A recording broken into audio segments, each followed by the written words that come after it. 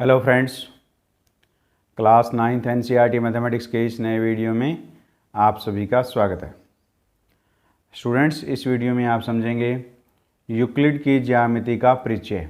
सबसे पहले हम समझते हैं कि ज्यामिति क्या होती है।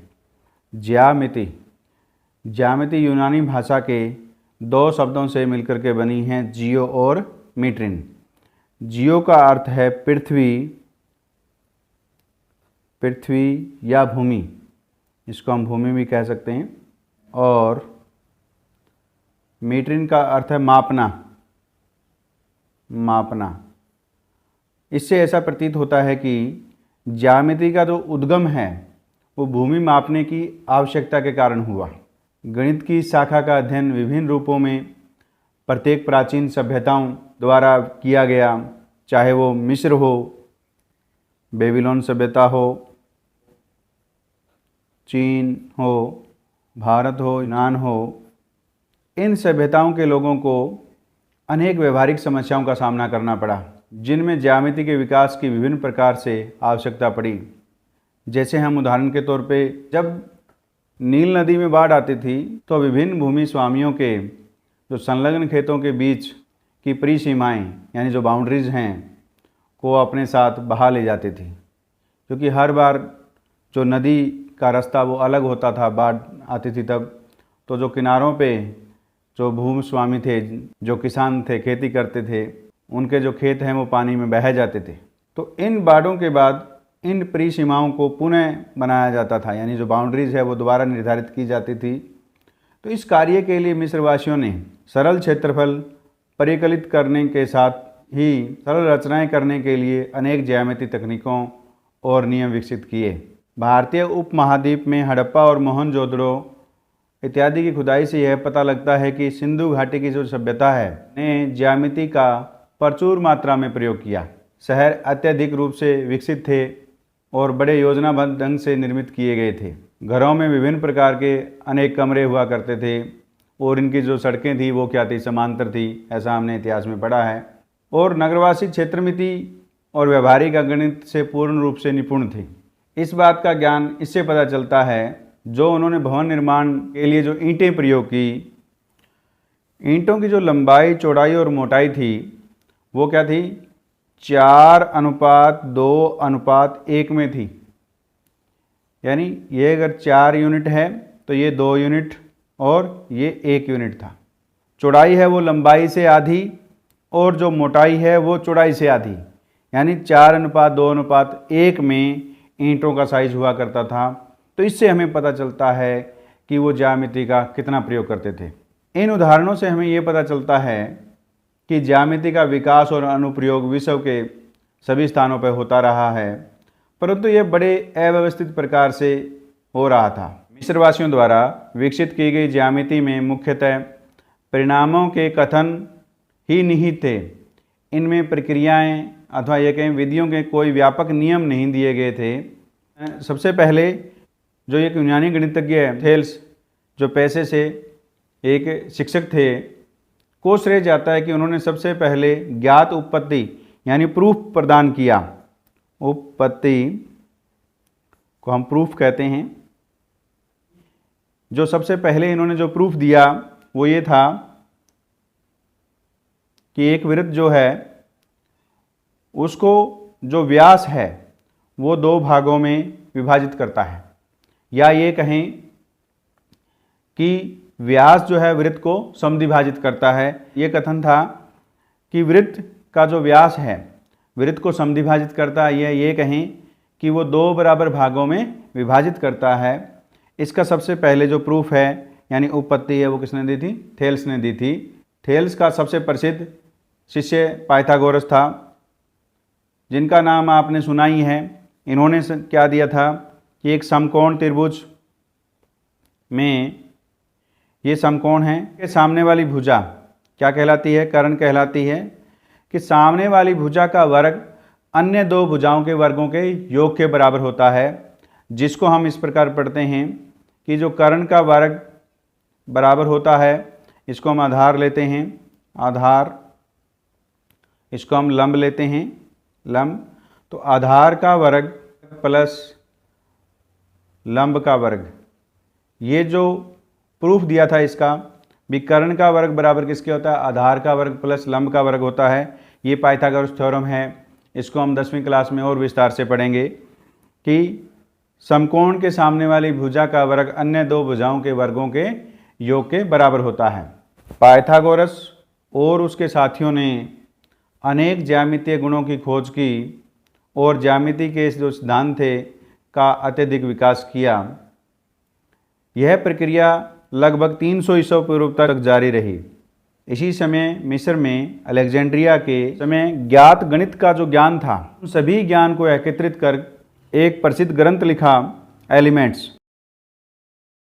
यूक्लिड ने उस समय तक ज्ञात गणित के सभी ज्ञान को एकत्रित किया और एलिमेंट्स नामक अपने प्रसिद्ध ग्रंथ के रूप में उसे व्यवस्थित किया। और इस एलिमेंट्स में 13 अध्याय हैं और जो प्रत्येक अध्याय है पुस्तिका कहलाता है। इस एलिमेंट्स नामक ग्रंथ में कुल 13 अध्याय हैं और प्रत्येक अध्याय को पुस्तिका माना जाता है। इस ग्रंथ एलिमेंट्स ने समस्त विषयों की ज्यामिति संबंधी समझ को आने वाली पीढ़ियों तक प्रभावित किया। इस अध्याय में हम ज्यामिति के प्रति यूक्लिड के दृष्टिकोण की चर्चा करेंगे और ज्यामिति के वर्तमान स्वरूप से इसे जोड़ने का प्रयत्न करेंगे। आगे हम इस वीडियो में यूक्लिड की परिभाषाएं, अभिगृत और अभिधारणाओं की विस्तार से चर्चा करेंगे। यूक्लिड के समय के यूनानी गणितज्ञों ने ज्यामिति को उस विषय का एक सैद्धांतिक प्रतिमान यानी मॉडल सोचा जिसमें वो रहते थे। उन्होंने बिंदु, जिसको हम पॉइंट कहते हैं, रेखा, लाइन जो है, तल जिसको प्लेन या इसे पृष्ठ भी कहते हैं, पृष्ठ जिसको हम सरफेस कहते हैं इंग्लिश में, बिंदु, रेखा, तल या जिसको हम पृष्ठ यानी सरफेस कहते हैं, इत्यादि की अवधारणाओं उन वस्तुओं से स्थापित की जो उनके आसपास थी। जैसे ठोस का आकार होता है, माप और स्थिति होती है। ये उन्होंने आसपास की जो वस्तुएं थी उससे उन्होंने सोचा कि ठोस क्या है, ठोस का आकार और माप है और उसकी स्थिति भी होती है। ठोस को एक जगह से दूसरी जगह ले जाया जा सकता है, इसकी परिसीमाएं होती हैं। ठोस की जो परिसीमाएं होती हैं वो क्या होते हैं, पृष्ठ होते हैं। पृष्ठों की जो परिसीमाएं हैं वो वक्र में होती हैं या सीधी रेखाएं होती हैं। इन रेखाओं के जो सिरे हैं, वो क्या होते हैं, बिंदु होते हैं। जो यूक्लिड के समय के जो गणितज्ञ थे उन्होंने अपने आसपास की वस्तुओं से भी ठोस के बारे में सोचा कि ठोस का आकार माप और स्थिति होती है। इनको एक जगह से दूसरी जगह पर ले जाया जा सकता है। ठोस की परिसीमाएं होती हैं। जो ठोस की जो परिसीमाएं हैं वो पृष्ठ होती हैं और पृष्ठों की जो परिसीमाएं हैं वो वक्र या सीधी रेखाएं होती हैं। रेखाओं के जो सिरे हैं वो क्या होते हैं, बिंदु होते हैं। ठोसों से बिंदुओं तक के 3 चरणों पर विचार करते हैं, ठोस, पृष्ठ, बिंदु। ये हमारे पास 3 चरण हैं इनके। इन चरणों में हम विमा, जिसे हम डायमेंशन कहते हैं, से वंचित होते हैं कि ठोस की, क्योंकि इनमें विमाओं के बारे में जिक्र नहीं है, इस प्रकार हम कहते हैं कि ठोस की 3 विमाएं होती हैं। और जो पृष्ठ होता है, पृष्ठ की कितनी विमाएं होती हैं, 2 विमाएं होती हैं। और एक रेखा जो होती है, जो पृष्ठों की जो परिसीमाएं क्या है, वक्र या सीधी रेखा। तो जो रेखा होती है उसकी कितनी विमा होती है, उसकी 1 विमा होती है। यानी रेखाओं के जो सिरे हैं वो क्या हैं, बिंदु हैं। तो बिंदु, क्या बिंदु की कोई विमाएं होती हैं? नहीं, कोई विमा नहीं होती। यूक्लिड ने इन कथनों को संक्षिप्त रूप से अपनी पुस्तक एलिमेंट्स में 1 से 23 परिभाषाएं देकर किया है। 9वीं कक्षा के जो सिलेबस यानी पाठ्यक्रम में केवल 7 परिभाषाओं को ही हम पढ़ेंगे जो इस प्रकार हैं।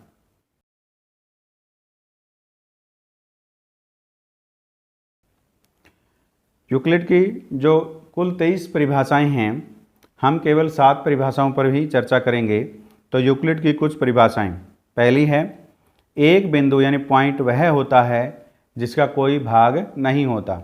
जैसे हमने ये पॉइंट लगाया, ये क्या है, बिंदु है, इसका कोई भाग नहीं होता। और जो हमारे पास दूसरी परिभाषा है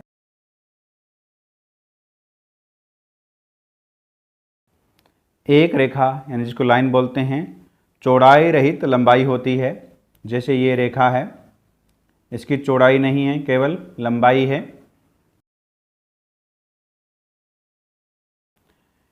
एक रेखा के सिरे बिंदु होते हैं। ये रेखा है, इसे क्या, जो सिरे क्या हैं वो बिंदु होते हैं।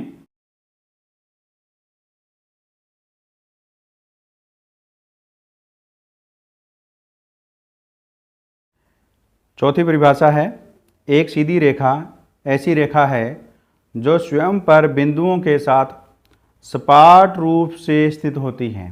तो इसमें एक शब्द आ गया सपाट रूप से, तो वो इस प्रकार होती है। देखिए, जैसे हम ऐसे बिंदुओं को आपस में मिलाते हुए आगे बढ़ते जाएं और एक रेखा खींचें, तो इसको क्या कहते हैं, क्योंकि जो रेखा है वो बिंदुओं से मिलकर के बनी होती है, तो हम ऐसे बिंदुओं को आगे बढ़ाते जाएंगे तो ये जो रेखा मिलेगी हमें, एक सीधी रेखा है जो बिंदुओं के साथ सपाट रूप से स्थित होती है, तो वो इस प्रकार होती है।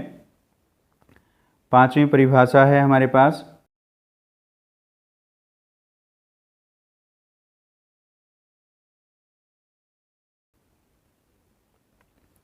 एक पृष्ठ यानी जो सरफेस वह है जिसकी केवल लंबाई और चौड़ाई होती है। जैसे ये हमारे पास एक पृष्ठ है, इसी क्या है, ये लंबाई है, लंबाई, और ये क्या है, चौड़ाई। तो इसको हम क्या कहते हैं, पृष्ठ कहते हैं। एक पृष्ठ वह है जिसकी केवल लंबाई और चौड़ाई है। ये एक पृष्ठ है जिसकी ये लंबाई है और ये चौड़ाई है।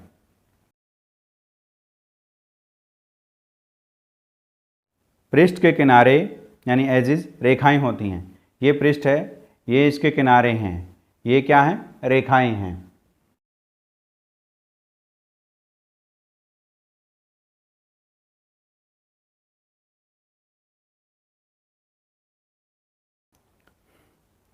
एक समतल पृष्ठ यानी जो प्लेन सरफेस है, ये ऐसा पृष्ठ है जो स्वयं पर सीधी रेखाओं के साथ सपाट रूप से स्थित होता है। तो इसमें फिर सपाट रूप का जिक्र आया है, तो वो इस प्रकार है। ये पृष्ठ है, इसमें ऐसे सपाट रूप से रेखाएं हैं जिनको हम इस प्रकार प्रदर्शित कर सकते हैं, जो स्वयं पर सीधी रेखाओं के साथ सपाट रूप से स्थित है।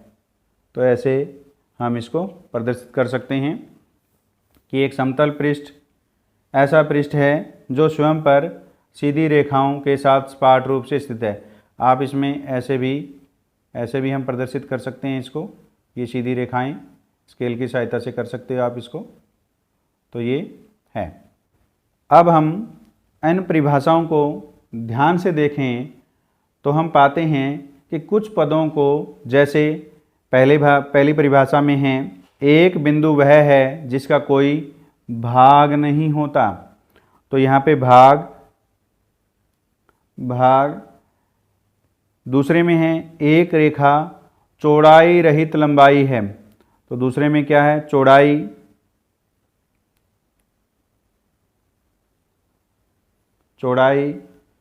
फिर लंबाई, और आगे हम देखते हैं कि एक सीधी रेखा ऐसी रेखा है जो स्वयं पर बिंदुओं के साथ सपाट रूप से, ये जो सपाट रूप से है, सपाट रूप से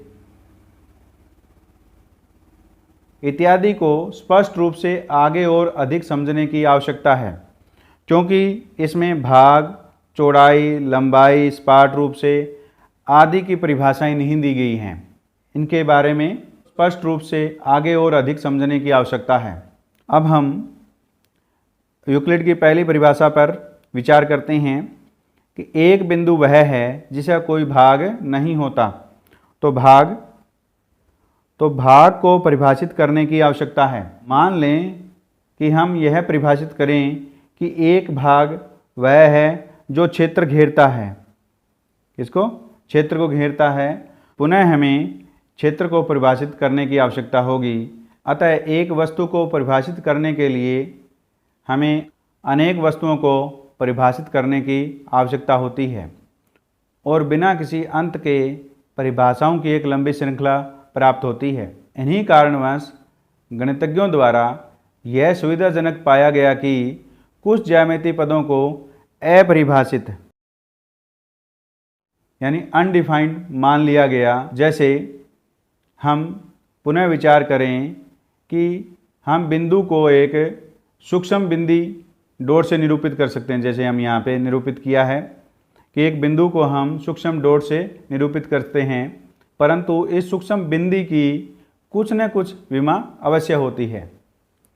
अब हम दूसरी परिभाषा पर विचार करते हैं जिसमें चौड़ाई और लंबाई का संदर्भ आता है और इनमें से किसी को भी पहले परिभाषित नहीं किया गया है कि लंबाई क्या होती है, चौड़ाई क्या होती है। तो इसी कारणवश किसी विषय के अध्ययन के लिए कुछ पदों को अपरिभाषित रखा गया है। इसलिए ज्यामिति में हम बिंदु, रेखा, तल, जिसको यूक्लिड ने एक पृष्ठ यानी समतल पृष्ठ कहा है, को अपरिभाषित शब्दों के रूप में मानकर चलते हैं।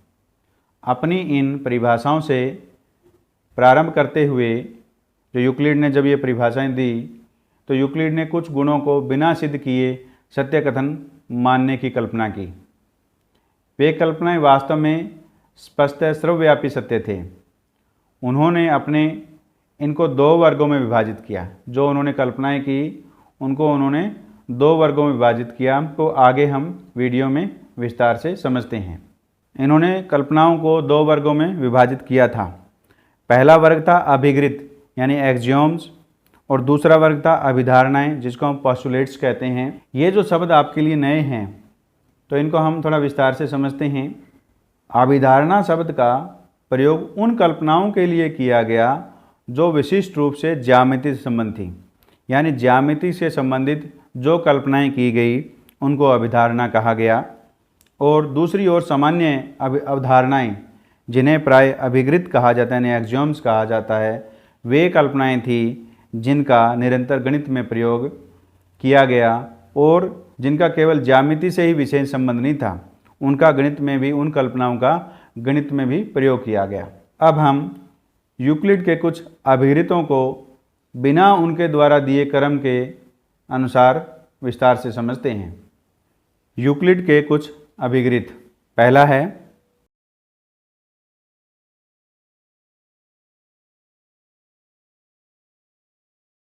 पहले अभिगृत में है वे वस्तुएं जो एक ही वस्तु के बराबर हों एक दूसरे के बराबर होती हैं।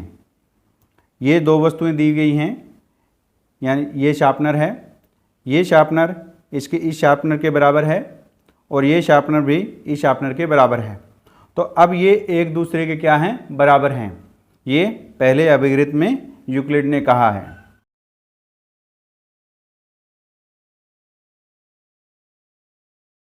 यूक्लिड का दूसरा अभिगृत है यदि बराबरों को बराबर में जोड़ा जाए तो पूर्ण भी बराबर होता है। हम ये दो ट्रायंगल्स ले रहे हैं, ये क्या हैं? दोनों बराबर हैं। ये देखिए, ये एक दूसरे के संपाती हैं, यानी ये इनका जो क्षेत्रफल है वो क्या है? बराबर है। जैसे इसको आप देखेंगे तो ये भी क्या है? बराबर है। अब ये जो बराबर है, इन दोनों बराबरों में हम बराबर जोड़ते हैं, ट्रायंगल्स का युग्म और लेते हैं। ये भी क्या है? आपस में बराबर हैं। ये देखिए, ये भी क्या है? आपस में बराबर हैं। ये एक दूसरे के क्या है? संपाती हैं। अब इन दोनों को हम इनमें अलग अलग जोड़ देते हैं। देखिए, ये हमने इसमें जोड़ा और ये हमने इसमें जोड़ा। तो ये जो हमें पूर्ण मिला है, ये भी पूर्ण है, ये भी पूर्ण है, तो ये क्या है, एक दूसरे के बराबर हैं। देखिए ये एक दूसरे को ढक लेंगे, यानी ये जो पूर्ण है वो एक दूसरे क्या है, बराबर है।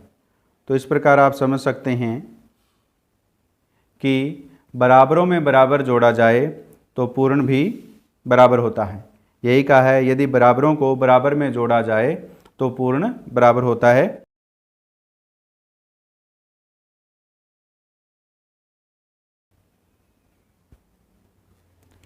तीसरा अभिवृत्त है, यदि बराबरों को बराबरों में घटाया जाए तो शेषफल बराबर होता है। ये हमने 2 में सिद्ध किया था कि ये बराबर हैं एक दूसरे के। अब इसके अंदर से हम ये इसमें से घटा देते हैं और ये इसमें से घटा देते हैं, और ये क्या है, एक दूसरे के बराबर हैं। अब ये एक दूसरे के बराबर हैं, ये क्या है, एक दूसरे के बराबर हैं, तो इनको हमने घटा दिया। तो अब जो शेषफल है ये भी क्या होगा, एक दूसरे के बराबर होगा। देखिए ये देखिए, ये भी क्या है, एक दूसरे के बराबर है। तो इस प्रकार बराबरों को घटाया जाए तो जो शेषफल है, ये जो शेषफल है ये क्या है, एक दूसरे के बराबर है। चौथी अभिधारणा है, वे वस्तुएं जो परस्पर संपाती हों एक दूसरे के बराबर होती हैं। तो ये हमारे पास 2 स्केल हैं, ये क्या है, एक दूसरे के संपाती हैं। आप देख सकते हैं ये एक दूसरे क्या हैं, संपाती हैं। अब ये जो संपाती हैं तो ये क्या हैं, एक दूसरे के बराबर भी हैं। तो इस प्रकार कह सकते हैं कि वे वस्तुएं जो परस्पर संपाती हों एक दूसरे के बराबर होती हैं। 5वां है, पूर्ण अपने भाग से बड़ा होता है। ये क्या है, एक पूर्ण है और ये इसका क्या है, भाग है। तो ये जो पूर्ण है, ये जो पूर्ण भाग है इस हिस्से से क्या है, बड़ा है। तो यही कहा गया है कि पूर्ण अपने भाग से बड़ा होता है।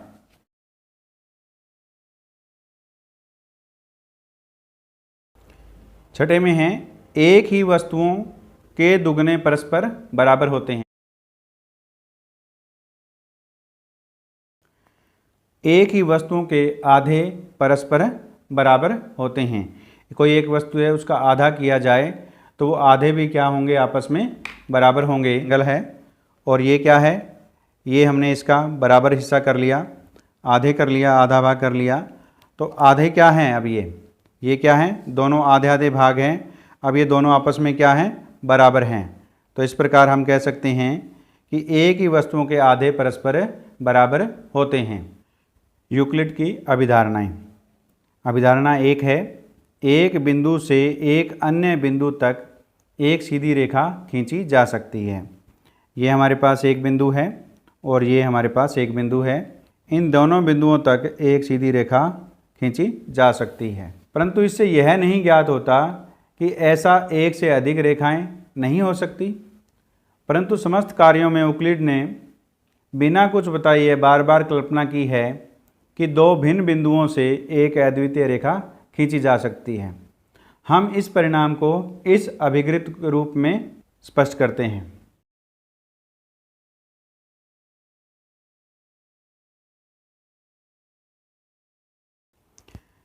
दिए हुए 2 भिन्न बिंदुओं से होकर एक अद्वितीय रेखा खींची जा सकती है। तो हमारे पास एक बिंदु ये है और एक बिंदु ये है। इन दोनों बिंदुओं से हम एक रेखा खींचते हैं और देखते हैं कि ये अद्वितीय है क्या। अब देखिए, इस बिंदु से होकर और भी रेखा खींची जा सकती है। ये एक रेखा है, ये जो रेखा है ये रेखा खींची जा सकती है। इसको आप इस प्रकार यहाँ पे तीर के निशान लगा सकते हैं। तो ये देखिए, यहाँ से भी इस बिंदु से और रेखा गई, लेकिन ये जो रेखाएं हैं वो दूसरे बिंदु से इस बिंदु पर नहीं जा रही हैं। अगर मान लो ये बिंदु आपके पास P है और ये बिंदु आपके पास Q है। अब Q से देखिए, इस बिंदु से भी ये रेखा खींची गई है और इस बिंदु से भी ये रेखा खींची गई है। ये जो रेखाएं हैं वो क्या है, P बिंदु से नहीं जा रही हैं, तो P और Q बिंदुओं से केवल एक ही अद्वितीय रेखा खींची जा सकती है।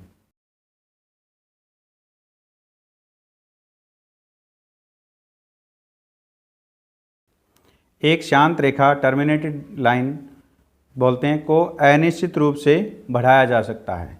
तो ये एक हमारे पास शांत रेखा है, आजकल हम इसे रेखाखंड कहते हैं। इस रेखाखंड को क्या है, हम इधर भी अनिश्चित रूप से बढ़ा सकते हैं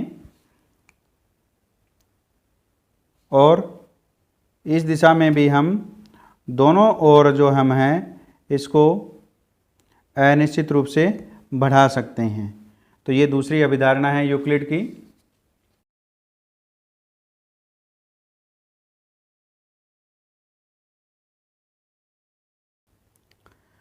अभिधारणा 3 है, किसी को केंद्र मानकर और किसी त्रिज्या से एक वृत्त खींचा जा सकता है। जैसे हमारे पास ये केंद्र है, हमने एक त्रिज्या मान ली और हम एक ऐसे वृत्त खींच सकते हैं। तो इस प्रकार किसी को केंद्र मानकर एक त्रिज्या लेकर के एक वृत्त खींचा जा सकता है। अभिधारणा 4 है, सभी समकोण एक दूसरे के बराबर होते हैं। जैसे हमने ये एक समकोण लिया, ये क्या है, समकोण है, तो ये भी क्या है, इस समकोण के क्या होगा, बराबर होगा। अभिधारणा 5, यदि एक सीधी रेखा दो सीधी रेखाओं पर गिरकर, ये हमारे पास एक सीधी रेखा है पी क्यू, ये दो सीधी रेखाएं ए बी और सी डी हैं, पर गिरकर एक ही और दो अंतःकोण इस प्रकार बनाएं कि इन दोनों कोणों का योग मिलकर दो समकोण से कम हो। अब ये इधर जो ये कोण है और ये जो कोण बन रहे हैं, ये अंतःकोण बनाए जा रहे हैं, इन दोनों कोणों का जो योग है दो समकोणों से कम है, यानी 180 डिग्री से कम है, तो वे दोनों सीधी रेखाएं अनिश्चित रूप से बढ़ाए जाने पर उसी ओर मिलती हैं जिस ओर यह योग दो समकोण से कम होता है। तो ये दूसरी साइड में जो कोण है इनका योग क्या है, ये जो कोण है ये दो समकोण से अधिक है इनका, और इस साइड में क्या है, कम है। तो इस साइड में जब इनको आगे हम अनिश्चित रूप से बढ़ाते हैं तो ये इस प्रकार हम इनको आगे बढ़ाते हैं, तो ये देखिए इनको आगे बढ़ाने पर अनिश्चित रूप से जब हम आगे बढ़ा रहे हैं इनको, तो ये रेखाएं इस बिंदु पर मिल रही हैं। तो इस प्रकार हम कह सकते हैं ये इस बिंदु पर मिली हैं। तो इस प्रकार हम कह सकते हैं दो सीधी रेखाओं पर एक सीधी रेखा गिरे तो एक और बने अंतःकोणों का योग यदि दो समकोण से कम हो तो उस ओर दोनों रेखाओं को अनिश्चित रूप से बढ़ाएं तो उसी ओर मिलती हैं जिस ओर अंतःकोणों का योग दो समकोण से कम हो। अगर हम इनको इस दिशा में बढ़ाएंगे और इसको इस दिशा में बढ़ाएंगे तो इधर क्या है, दो समकोण से योग ज़्यादा है, तो ये कभी भी आपस में नहीं मिलेगी। तो इस प्रकार हमने इस वीडियो में यूक्लिड की ज्यामिति का परिचय समझा और यूक्लिड के द्वारा दी गई अभिगृत और अभिधारणाओं को विस्तार से समझा। उम्मीद है आपको ये समझ में आए हैं।